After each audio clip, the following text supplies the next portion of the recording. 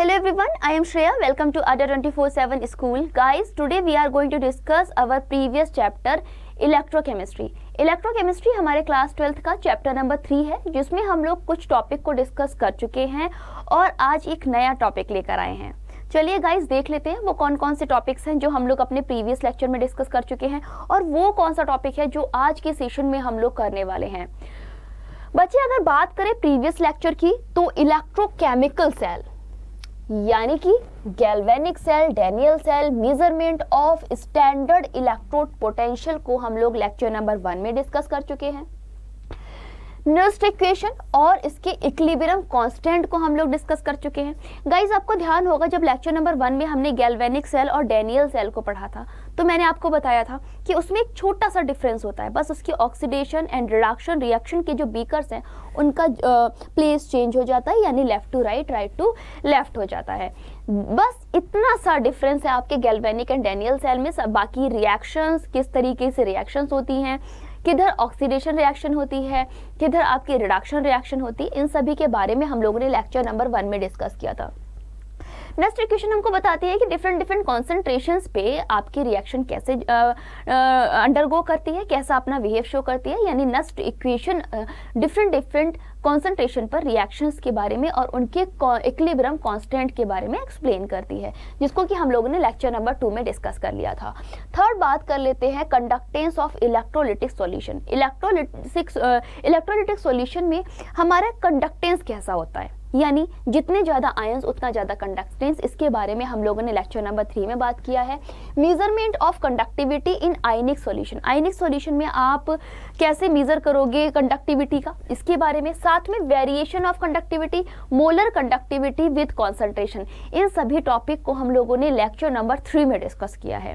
Guys, अब बात कर लेते हैं लेक्चर नंबर 4 की, जो कि है electrolytic cell and electrolysis and its product. यानी कि इलेक्ट्रोलिटिक सेल और इलेक्ट्रोलिसिस क्या है, पहले हम इसके बारे में बात करेंगे. साथ में उसके क्या रिजल्ट्स आते हैं, इसको भी हम लोग इसी सेशन में डिस्कस करने वाले हैं. चलिए गाइस, बिना टाइम को बर्बाद किए हुए अपने सेशन की तरफ चलते हैं. गाइस, पहला है इलेक्ट्रोलिटिक सेल एंड इलेक्ट्रोलिसिस. सबसे पहले हमको ये समझना जरूरी है कि आपकी इलेक्ट्रोलिसिस प्रोसेस क्या होती है. अभी तक जब हम लोग इलेक्ट्रोकेमिकल सेल्स पढ़ रहे थे तो हम सेल में केमिकल रिएक्शन करा के इलेक्ट्रिसिटी को प्रोड्यूस कर रहे थे, ध्यान आ रहा है. अब हम लोग थोड़ा सा अलग करेंगे. अब हम क्या करेंगे, इस इलेक्ट्रोलिसिस में इलेक्ट्रिसिटी फ्लो करा के हम कुछ रिएक्शंस को कराएंगे. यानी आपकी रिएक्शन अब कुछ इलेक्ट्रिसिटी के बेस पर होंगी. जबकि जब हम आपके इलेक्ट्रोकेमिकल सेल की बात कर रहे थे तो आप केमिकल रिएक्शन को इलेक्ट्रिकल एनर्जी में कन्वर्ट कर रहे थे. चलो इस डिफरेंस को एक बार समझ लेते हैं. जब आप लोग इलेक्ट्रोकेमिकल सेल की बात कर रहे थे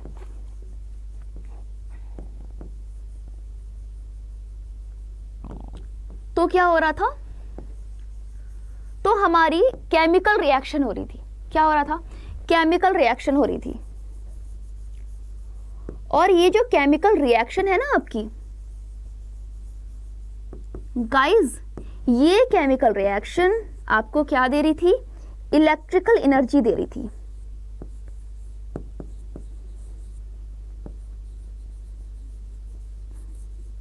है ना, chemical energy into electrical energy convert हो रहा था. अब हम बात कर लेते हैं इलेक्ट्रोलिसिस की.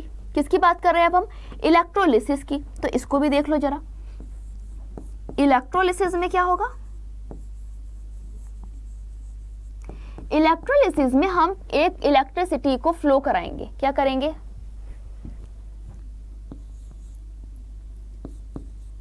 Electricity flow to make some chemical reactions. Some chemical reaction.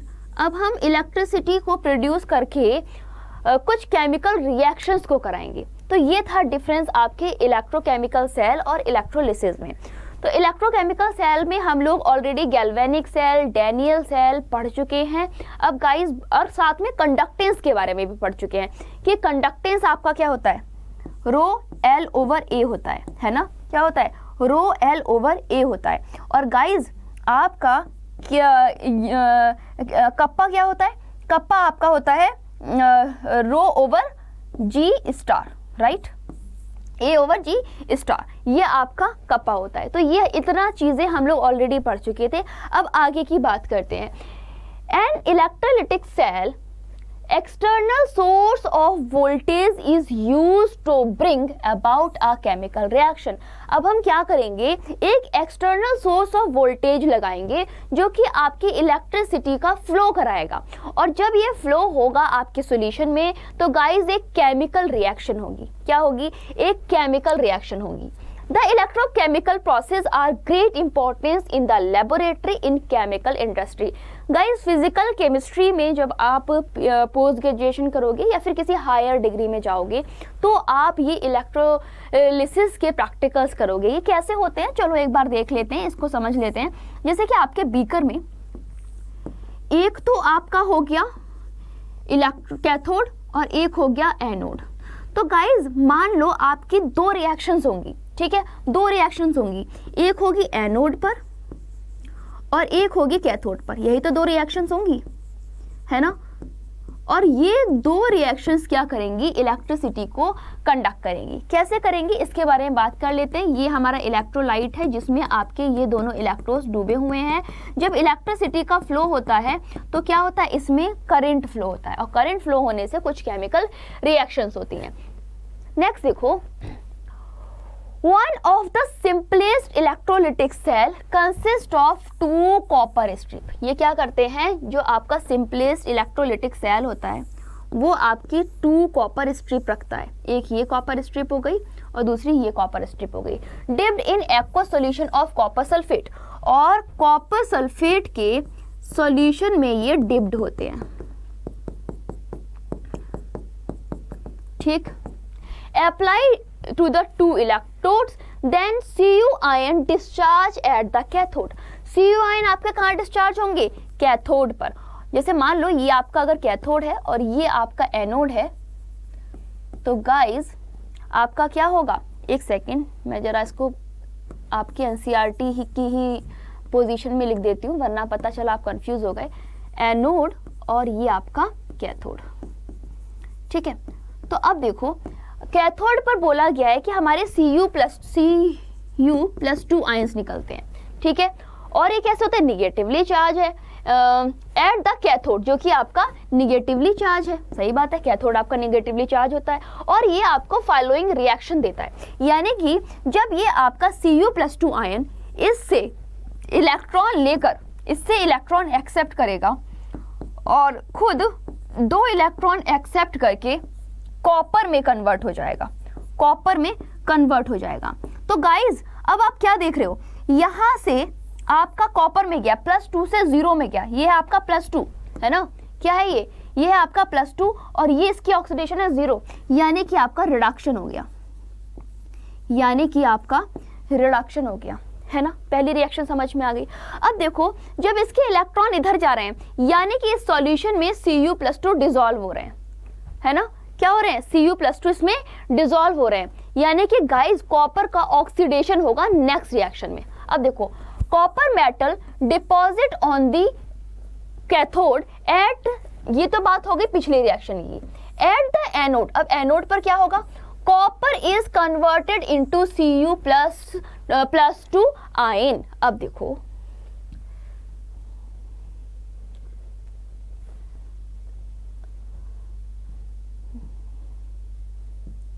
ये देखो पीछे मैंने आपके लिए पिक्चर बनाया है। अब देखो ये आपकी एनोड है तो एनोड पे आपके Cu प्लस आयन आकर सॉल्यूशन में चले गए, यानी कि इसमें क्या हुआ? जो आपका कॉपर था ये आपका कॉपर +2 और +2 इलेक्ट्रॉन में कन्वर्ट हो गया, यानी कि इसकी ऑक्सीडेशन का कन्वर्जन कहाँ से कहाँ हुआ? 0 से +2। इसका मतलब गाइस ऑक्सीडेशन हो गया। क्या हो गया? ऑक्सीडेशन हो गया। ठीक है जी, इतनी बात समझ में आ गई। अब देखो तो गाइस बस ये आपकी हो गई ऑक्सीडेशन रिएक्शन। कैसे हो गई ऑक्सीडेशन रिएक्शन? अभी मैंने आपको बताया कि यहां पर कॉपर हमारा 0 था और यहां पर +2 हो गया, यानी कि इनका क्या हो गया, ऑक्सीडेशन हो गया। तो इसका मतलब ये हुआ कि इस सेल में दो तरीके की रिएक्शन हो रही है, एक हो रही है ऑक्सीडेशन और दूसरी हो रही है रिडक्शन। ये आपका रिडक्शन हो गया, ठीक है, क्लियर। नेक्स्ट पॉइंट की तरफ चल रहे हैं। नेक्स्ट है दस copper is dissolve at anode. अगर आपका कॉपर क्या कर रहा है, एनोड पर डिसॉल्व हो रहा है। क्या कर रहा है, इसका मतलब ये हुआ कि जो आपका कॉपर है वो एनोड पर डिसॉल्व हो रहा है, जबकि कैथोड पर डिपॉजिट हो रहा है, जबकि कैथोड पर डिपॉजिट हो रहा है। This is the basis for industrial purpose in which impure copper convert into highly pure copper. अगर आप हाईली प्योर कॉपर पाना चाहते हो तो गाइज आपको क्या करना होगा, इस इलेक्ट्रोलिटिक प्रोसेस को फॉलो करना होगा।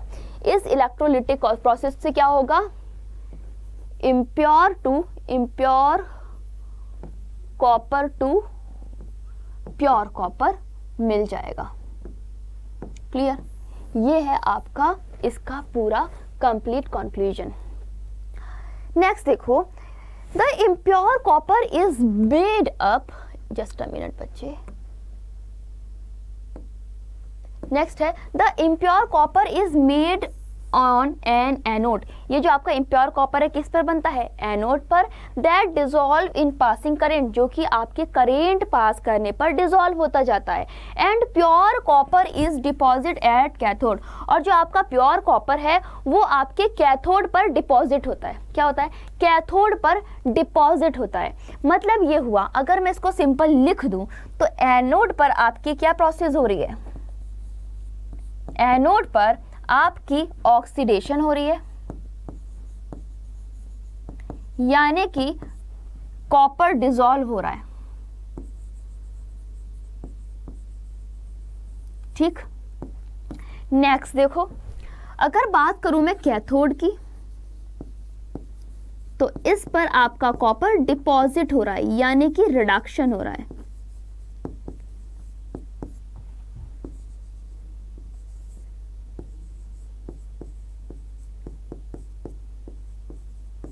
ठीक है, ये है आपका इसका कंक्लूजन। नेक्स्ट देखो गाइस, एनी मेटल, कुछ मेटल जैसे कि आपका sodium, magnesium, aluminium are produced on large scale by electrochemical reduction. जो हमारा सोडियम है, मैग्नीशियम है, एल्यूमिनियम है, ये आपके लार्ज इलेक्ट्रोकेमिकल रिडक्शन पर प्राप्त किए जाते हैं। किसके द्वारा, of their respective cation. Where no suitable chemical reducing agent are available for this purpose, जहाँ पर आपका कोई भी suitable chemical reducing agent possible present नहीं होता है। ये जो आपकी electrochemical reduction process है ये respective cation में हो रही होती है, जैसे कि अभी मैंने आपको कॉपर में बताया था।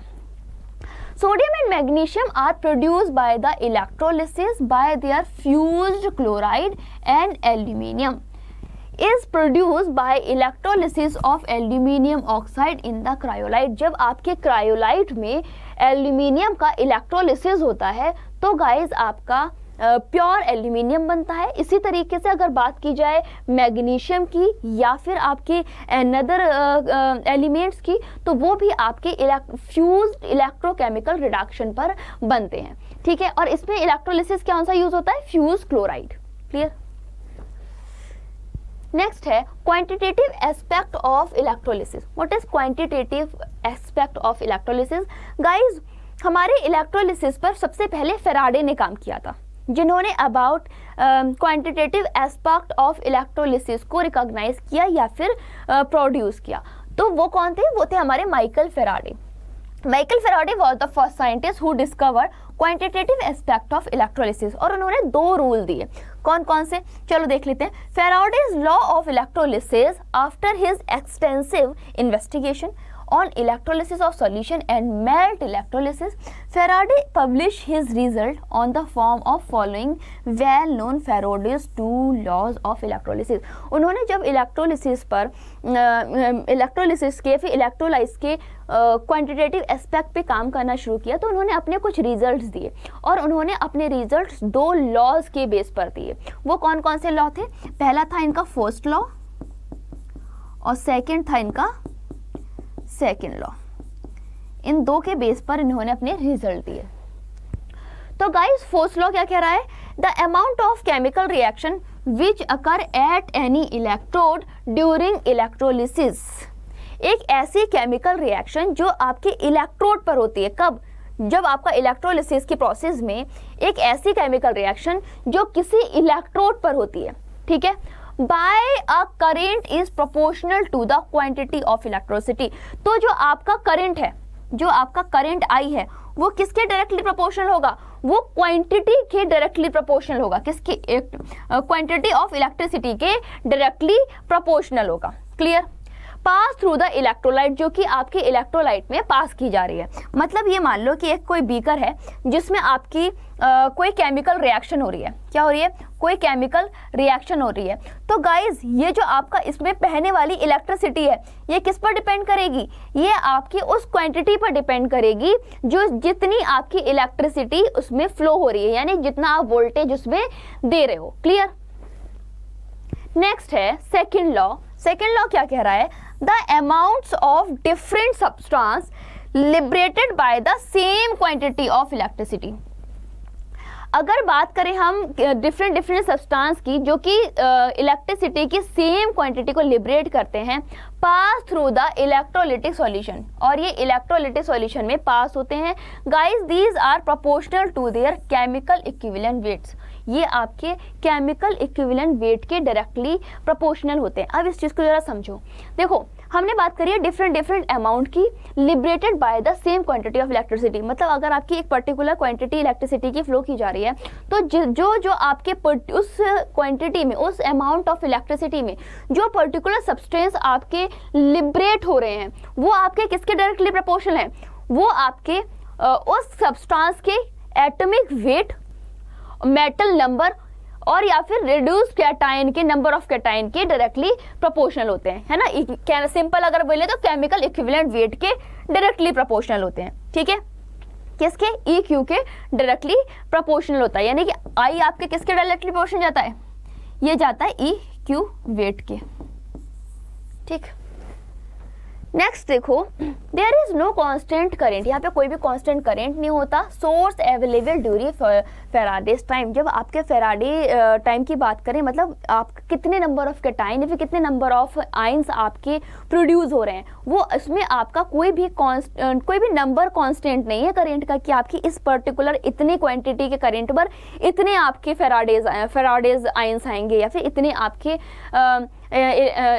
इलेक्ट्रोलाइट्स सामने आएंगे, राइट। तो इसका कोई भी अवेलेबल कांस्टेंट वैल्यू नहीं है। The general practice was to put a कोलोमीटर,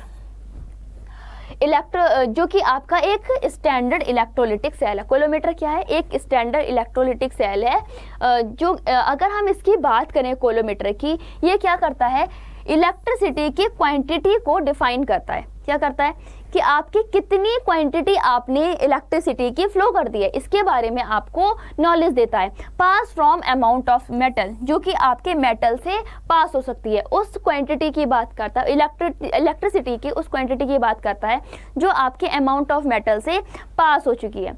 generally silver and copper deposit और कंज्यूम।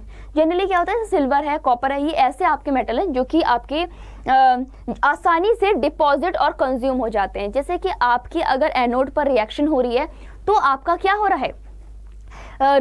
ऑक्सीडेशन हो रहा है। वहीं पर अगर आपके कैथोड पर रिएक्शन थी तो वो अपना रिडक्शन रिएक्शन दे रहा है। यानी कि अपने डिपॉजिट और कंज्यूम दोनों की रिएक्शन बहुत आसानी से सिल्वर और कॉपर दे देते हैं। जिसमें कॉपर की रिएक्शन मैंने ऑलरेडी आपको पहले बता दी है और सिल्वर की रिएक्शन मैंने आपको गैल्वेनिक सेल के टाइम पर बताई थी। तो गाइज ये हो गया आपका पॉइंट। नेक्स्ट देखो, however coulometers are now obsolete and now we have constant current I source of available। ठीक है, हमसे ये बोला गया है कि अगर हम कोलोमीटर के ऑब्सोलेट की बात करें तो हमने क्या देखा कि आपका कांस्टेंट करंट आई अवेलेबल होता है, जो कि आपके कितनी क्वांटिटी क्यू को जनरेट करता है, जिसमें आपकी इलेक्ट्रिसिटी की क्वांटिटी क्यू जनरेट होती है। यानी कि अगर आप आई करंट पास करोगे तो वो डायरेक्टली प्रोपोर्शनल होगा क्यू के। अब गाइज अगर हम इस कहना चाहिए इस डायरेक्टली प्रोपोर्शनल को हटा देंगे तो Q आपके किसके बराबर आ जाएगा, Q आपके I के बराबर आ जाएगा, ठीक है। और आपके अगर नॉर्मली रिएक्शन की बात करें तो QIT इसकी जनरल रिएक्शन होती है, तो Q is equal to directly proportional आ जाएगा IT के। नेक्स्ट है hence Q is in coulombs. Q क्या होगा आपका कूलम्स में होगा, क्योंकि ये क्वांटिटी है किसकी, इलेक्ट्रिसिटी की क्वांटिटी है। When I is the ampere, और I आपका क्या है, करंट है, इसीलिए इसको हम एम्पेयर में शो करेंगे। अब गाइज ये आपको ध्यान रखना बहुत जरूरी है, इसमें बहुत लोग कंफ्यूज होते हैं। जो आपकी क्वांटिटी होती है, quantity of electricity, quantity of electricity किसके बराबर होती है, क्वांटिटी ऑफ इलेक्ट्रिसिटी आपके कूलम्ब होती है, ठीक है। वहीं पर अगर हम बात करें करंट की तो वो आपका एम्पियर होता है। ये इसकी दो यूनिट होती हैं, ये हो गया आपका कूलम्ब और ये हो गया आपका करंट। ये डिफरेंस आपको ध्यान रखना बहुत जरूरी है, ठीक है। द अमाउंट ऑफ इलेक्ट्रिसिटी यानी कि जो आपका अमाउंट ऑफ चार्ज है रिक्वायर फॉर ऑक्सीडेशन और reduction depend on the stoichiometric electrode reaction, कि आपका कितना अमाउंट रिडक्शन या ऑक्सीडेशन के लिए इलेक्ट्रिसिटी का वो कौन सा अमाउंट है जो जरूरी है ऑक्सीडेशन के लिए या फिर रिडक्शन के लिए, वो किस पर डिपेंड करेगा, आपके इलेक्ट्रोड रिएक्शन की स्टीचियोमेट्री पर डिपेंड करेगा। क्लियर? कैसे, देखो जरा एग्जांपल के लिए एक रिएक्शन आपको दिया है, तो आपने क्या देखा कि Ag एक्वस एक इलेक्ट्रॉन को एक्सेप्ट करके Ag में कन्वर्ट हो रहा है, यानी कि गाइस रिडक्शन हो रहा है, बिना देखे देख लो रिडक्शन हो रहा है, एक से ये आपका 0 में कन्वर्ट हो रहा है, यानी कि रिडक्शन हो रहा है। तो गाइस आपको कैसे पता चला, हमने देखा ना ये एक इलेक्ट्रॉन को एक्सेप्ट किया, ये क्या, यही तो आपका, यही क्वांटिटी तो आपके स्टीचियोमेट्री है रिएक्शन की, कि आपके कितने पर्टिकुलर मोल, कितनी पर्टिकुलर क्वांटिटी आपकी इन्वॉल्व हुई है जिससे कि आपका रिडक्शन या फिर ऑक्सीडेशन हुआ है। नेक्स्ट देखो, 1 mole of electron is required for the reduction of 1 mole of silver ion. ये एक तरीके की डेफिनेशन बन गई कि अगर आपको 1 मोल सिल्वर आयन का रिडक्शन करना है तो आपको क्या करना पड़ेगा, 1 मोल इलेक्ट्रॉन उसके लिए रिक्वायर होंगे, ठीक है। नेक्स्ट देखो, we know that charge on 1 electron is required to. अब हमको एक बात पता है कि एक इलेक्ट्रॉन पर चार्ज कितना होता है, एक इलेक्ट्रॉन पर चार्ज होता है 1.621 इंटू 10 की पावर -19 कूलम, ये हम सबको पता है। अब अगर आपको 1 मोल मेटल के लिए या फिर 1 मोल सिल्वर आयन के लिए क्वांटिटी निकालनी है तो वो किसके बराबर हो जाएगी, 6.012 इंटू 10 की पावर -19 और मल्टीप्लाई किससे कर दोगे, एवोगाड्रो नंबर से इसको मल्टीप्लाई कर दोगे, तो आपके क्या आ जाएंगे, वो नंबर ऑफ मोल्स आ जाएंगे जो आपके 1 मोल में रिक्वायर्ड है किसी रिडक्शन करने के लिए, ठीक है। Therefore charge on 1 mole of electron, अब आपका जो 1 मोल इलेक्ट्रॉन पर चार्ज रिक्वायर होगा वो किसके बराबर होगा, एज यूजुअल जो मैंने आपको बताया, इलेक्ट्रॉन के चार्ज को एवोगाड्रो नंबर से मल्टीप्लाई कर दोगे। तो गाइस एवोगाड्रो नंबर की वैल्यू लगा लो, 6.022 इंटू 10 की power 23 mole inverse multiply by आपका इलेक्ट्रॉन का चार्ज। जब आपने इसको मल्टीप्लाई किया तो गाइस हमारी वैल्यू क्या आई, हमारी 1 मोल इलेक्ट्रॉन पर चार्ज की वैल्यू आई 9648.7 और गाइस यही आपका क्या कहलाता है, 1 फेराडे। क्या कहलाता है, ये आपका कहलाता है 1 फेराडे, ठीक है। The quantity of electricity is called Faraday is represent by symbol F। जो आपकी एक क्वांटिटी है ना 1 मोल इलेक्ट्रॉन पर चार्ज की, वो है 9648.7 कूलम्ब मोल इनवर्स, और इसको आप बोलते हैं इक्वल टू 1 फेराडे गाइस, जिसे हम F से डोनेट करते हैं। क्लियर? इसका मतलब ये हुआ कि कैलकुलेशन करने पर 1 फेराडे की वैल्यू कितनी आई, वो अप्रॉक्सीमेटली 96,500 कूलम्ब मोल इनवर्स के इक्वल आई, और ये आपको पता होना चाहिए कि 1 फेराडे किसकी इक्वल होता है। क्लियर? नेक्स्ट देखो, फॉर द इलेक्ट्रोड रिएक्शन के लिए हम क्या कर सकते हैं, जब आपका Mg+2 दो इलेक्ट्रॉन को एक्सेप्ट करता है तो मैग्नीशियम देता है। इसी तरीके से Al+3 जब 3 इलेक्ट्रॉन को एक्सेप्ट करता है तो एल्यूमिनियम सॉलिड स्टेट में देता है।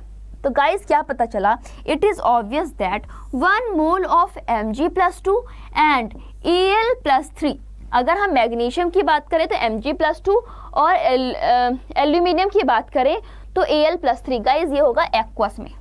क्या है ये? एक्वस में, ठीक है। रिक्वायर 2 मोल ऑफ इलेक्ट्रॉन, तो आप देख पा रहे हैं इसमें क्या 2 मोल ऑफ इलेक्ट्रॉन रिक्वायर हो रहे हैं, किसके लिए? मैग्नीशियम के लिए, ठीक है। जबकि एल्यूमिनियम के लिए 3 मोल ऑफ इलेक्ट्रॉन रिक्वायर हो रहे हैं, यानी कि मैग्नीशियम के लिए इसकी वैल्यू क्या हो जाएगी 2f और एल्यूमिनियम के लिए इसकी वैल्यू हो जाएगी 3f। क्लियर, ठीक है।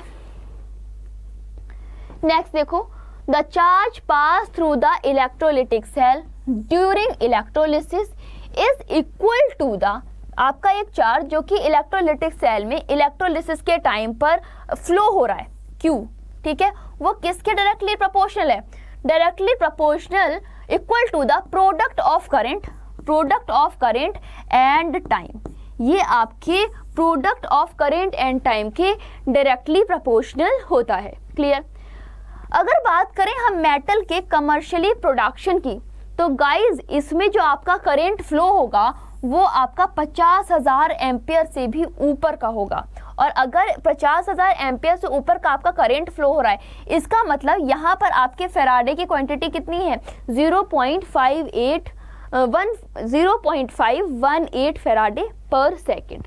क्या होगी quantity of Faraday? Quantity of Faraday वो आपकी हो जाएगी 0.518 F पर सेकेंड। ठीक। नेक्स्ट है प्रोडक्ट ऑफ इलेक्ट्रोलिसिस। अब चलिए प्रोडक्ट ऑफ इलेक्ट्रोलिसिस समझ लेते हैं। गाइज इलेक्ट्रोलिसिस और इलेक्ट्रोलाइट्स का क्या आपका रिएक्शन है, किस तरह से आपने जब लाइट फ्लो किया तो आपका क्या रिएक्शन आया, उसके बारे में बात कर ली। अब नेक्स्ट है product of electrolysis depend on the nature of material being electrolysed and the type of electrode use. हमारा किस तरीके का इलेक्ट्रोलिसिस का प्रोडक्ट आएगा ये किस पर डिपेंड करता है? ये आपके मटेरियल के नेचर पर, इलेक्ट्रोलाइज पर और टाइप ऑफ इलेक्ट्रोड पर डिपेंड करता है।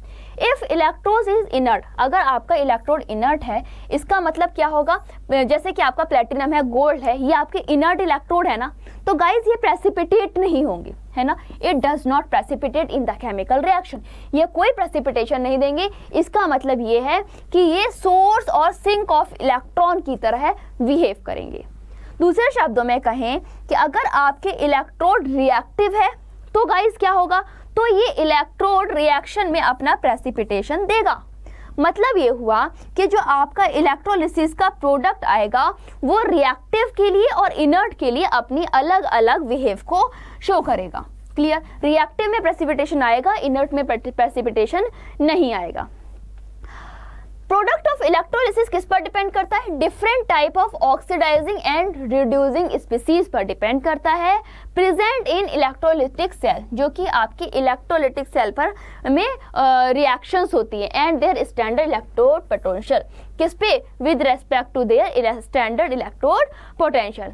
मोreover some of electrochemical processes although feasible, कुछ आपकी इलेक्ट्रोकेमिकल प्रोसेसेस जो होती हैं वो फीजिएबल होती हैं, आर सो स्लो, और बहुत स्लो होती हैं। Kinetically that at low voltage, कम वोल्टेज पर these do not seem to take place, ये आपकी नहीं होती हैं। एंड एक्स्ट्रा पोटेंशियल, जिसे हम ओवर पोटेंशियल के नाम से जान सकते हैं, अगर हम ओवर पोटेंशियल को अप्लाई कर दें तो गाइज आपकी जो रिएक्शन हो रही है, जो आपकी प्रोसेस हो रही है, उसका होना और भी मुश्किल हो जाएगा। क्यों हो जाएगा? क्योंकि आपकी जो काइनेटिक वैल्यू है या फिर आपका वोल्टेज है वो बहुत ज़्यादा होता जा रहा है। नेक्स्ट है एग्जाम्पल के लिए, अगर हम गाइज NaCl, पिघला हुआ NaCl लें और उसका इलेक्ट्रोलिसिस कराएं तो इसका इलेक्ट्रोलिसिस प्रोडक्ट क्या आएगा? वो आपका सोडियम मेटल और Cl2 गैस आएगा। मतलब ये हुआ कि we have only one cation Na, हम सिर्फ एक कैटायन रखते हैं Na, जो कि क्या कर रहा है, रिड्यूस हो रहा है कैथोड पर। क्या हो रहा है, कैथोड पर ये रिड्यूस हो रहा है। कैसे रिड्यूस हो रहा है, एक इलेक्ट्रॉन को एक्सेप्ट किया, +1 से 0 में चला गया, रिडक्शन हो गया। इसी तरीके से एनायन की बात करें तो Cl- आयन क्या कर रहा है, ऑक्सीडाइज हो रहा है, ऑक्सीडाइज हो रहा है, -1 से 1 में चला गया, यानी कि ये -1 से 0 में चला गया, यानी कि ये एनोड पर ऑक्सीडाइज हो रहा है। नेक्स्ट देखो, during electrolysis of aqueous sodium chloride solution product are NaOH। अगर हम सोडियम क्लोराइड का इलेक्ट्रोलिसिस कराएं तो आपका प्रोडक्ट NaOH आता है। वहीं पर क्लोरीन की बात करें, H2 की बात करें, जब ये रिएक्शंस करते हैं, यानी कि अपने एनाइन और कैटाइन की अगर हम बात करें तो कैटाइन और एनाइन अपनी H और OH आयन देंगे, किसके अलोंग, सॉल्वेंट के अलोंग, ठीक है ना, along with the solvent molecule H2O के करस्पॉन्ड ये क्या करेंगे, अपने आयंस में डिसोसिएट हो जाएंगी। अगर बात करें हम कैथोड पर रिएक्शन की, तो गाइज ये रिएक्शन क्या होगी, Na कैटाइन एक इलेक्ट्रॉन एक्सेप्ट करके सोडियम में कन्वर्ट हो रहा है, यानी कि रिडक्शन हो रहा है, और इसके रिडक्शन रिएक्शन में ई सेल की वैल्यू है -2.71 वोल्ट। वहीं पर हाइड्रोजन एक इलेक्ट्रॉन को एक्सेप्ट करके हाफ H2 में कन्वर्ट हो रहा है, यानी कि आप देख पा रहे हो यहाँ पर क्या हो रहा है, यहाँ पर आपका ऑक्सीडेशन हो रहा है, ठीक है, क्या हो रहा है, ऑक्सीडेशन हो रहा है। जस्ट अ मिनट, 1 से इसमें गया, यस ठीक है, ये आपका क्या दिखा रहा है, ऑक्सीडेशन दिखा रहा है, और इसमें इलेक्ट्रोलाइटिक सेल की वैल्यू क्या है, 0.00 वोल्ट है। क्लियर। नेक्स्ट, द रिडक्शन, एक सेकेंड, हाँ ठीक है, the reduction with their value of E0। अब हम बात करें रिडक्शन वैल्यू E0 की, जो कि आपके रिएक्शन कैथोड पर रिएक्शन दिखा रहा है, कब, जब आपका इलेक्ट्रोलिसिस हो रहा है। तो गाइज अगर हम कैथोड रिएक्शन की बात करें, जैसे यहाँ पर कर रहे थे, जस्ट अ मिनट गाइज, यहाँ पर मैंने, एक सेकेंड, थोड़ा सा गड़बड़ हुआ है, हाइड्रोजन आपका 1 है और ये आपका 0 में कन्वर्ट हुआ है, यानी कि इसका भी तो रिडक्शन ही हुआ है ना, इसका भी तो रिडक्शन हुआ है, राइट इसका भी तो रिडक्शन हुआ है। हाँ क्लियर। नेक्स्ट देखो, अब जब आपका रिडक्शन हो गया है तो दोनों ही रिएक्शंस आपके कैथोड पर जा रही हैं। क्या हो रही हैं, दोनों ही रिएक्शन आपके कैथोड पर जा रही हैं। क्लियर, ये दोनों ही रिएक्शन आपके कैथोड पर जा रही हैं। मतलब ये हुआ कि अगर आपके E0 की वैल्यू हाई है तो आपका कैथोड क्या करेगा, रिड्यूस होगा, कैथोड पर रिडक्शन आएगा, किसका, ड्यूरिंग इलेक्ट्रोलिसिस, किसका, इलेक्ट्रोलाइट्स का। तो अब आपका जो हाइड्रोनियम आयन है, H+ आयन है, वो एक इलेक्ट्रॉन को एक्सेप्ट करके क्या कर रहा है, H2 में कन्वर्ट हो रहा है। हाइड्रोजन H+ यानी 1, यहाँ पर 0 यानी कि रिडक्शन। Perfect, hence proved. नेक्स्ट देखो, therefore net reaction of cathode. अब हमें देखना है कि हमारे नेट रिएक्शन कैथोड पे क्या बनी। तो गाइज चलो उस रिएक्शन को देख लेते हैं। हमारा H2O क्या कर रहा है, हाफ H2 और OH- में कन्वर्ट हो रहा है, यानी कि हमारी जो नेट रिएक्शन आई वो क्या आई, H2O liquid electron half H2 + OH-। अब नेक्स्ट देखो, अब बात कर लेते हैं एनोड पर रिएक्शन की, यानी कि ये दोनों रिएक्शन आपकी एनोड पर हो रही हैं, और एनोड पर रिएक्शन का मतलब ऑक्सीडेशन हो रहा है। तो -1 से 0 में गया, यानी कि ऑक्सीडेशन हुआ, और इसमें ई सेल की वैल्यू है, इसमें ई सेल की आपकी वैल्यू है, जस्ट अ मिनट,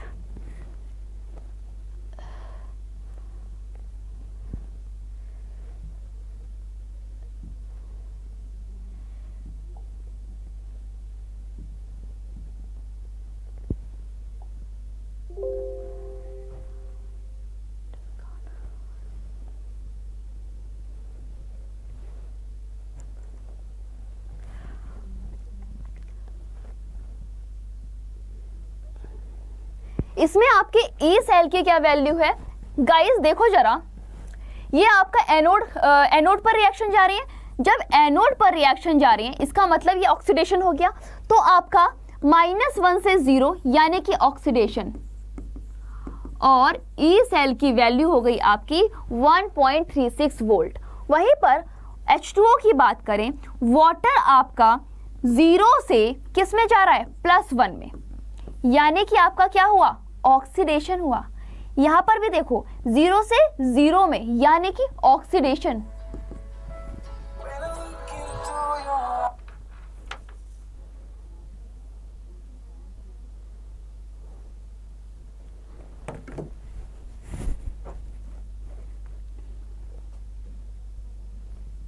एक बार फिर से समझ लेते हैं।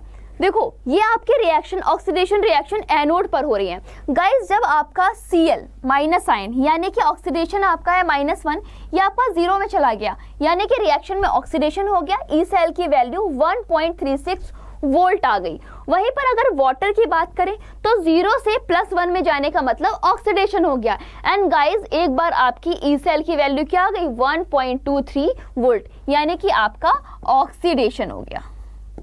क्लियर।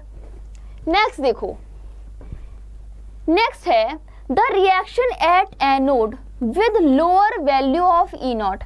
आपकी एनोड पर रिएक्शन हो रही है और हमारी जो ई नॉट, ई सेल की वैल्यू है वो क्या है, वो आपकी लो है ना, 1.2 1.3 कम वैल्यू है। तो इसका मतलब क्या होगा गाइस, ये रिएक्शन आपकी ऑक्सीडेशन रिएक्शन को प्रेफर करेगा। इसका मतलब ये हुआ water should get oxidized in preference to Cl minus aqueous.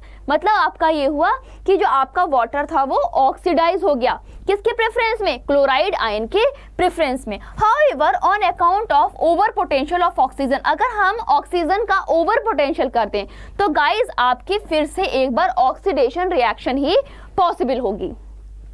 Next देखो, दस नेट रिएक्शन में बी समराइज्ड एज, ठीक है।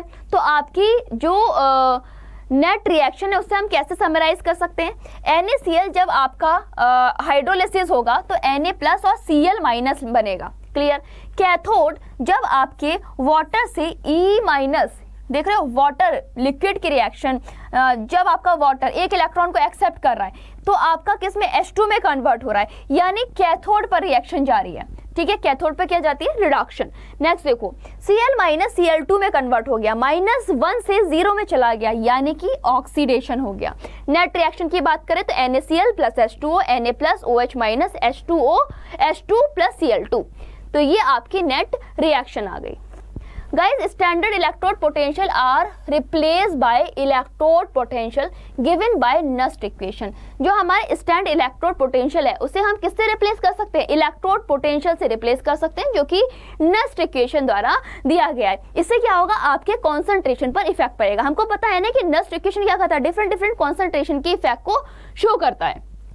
During the electrolysis of sulphuric acid, अगर हम सल्फ्यूरिक एसिड का इलेक्ट्रोलिसिस करें तो हमारी क्या रिएक्शन बनेगी एनोड पर, चलो देख लेते हैं। वाटर आपका O2 H+ आयन और 4E में कन्वर्ट होगा, यानी कि ई सेल की वैल्यू 1.23 वोल्ट आपकी ई सेल की वैल्यू होगी, स्टैंडर्ड इलेक्ट्रोड पोटेंशियल होगा। नेक्स्ट देखो, SO2 आपका एक्वस स्टेट में रिएक्शन इलेक्ट्रोलिसिस में पार्टिसिपेट करके H2O8 में कन्वर्ट हो रहा है, राइट। तो इसका मतलब क्या हुआ, देखो जरा, और +2 इलेक्ट्रॉन निकल रहे हैं, तो यानी कि ई सेल की वैल्यू क्या हो जाएगी, 1.96 वोल्ट हो जाएगी।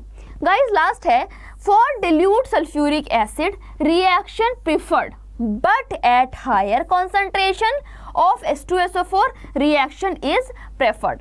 मतलब ये है कि आपके डाइल्यूट सल्फ्यूरिक एसिड की में भी बात करें, चाहे आपकी हायर कॉन्सेंट्रेशन सल्फ्यूरिक एसिड में बात करें, हमारी दोनों ही स्टेज में रिएक्शन पॉसिबल होती हैं।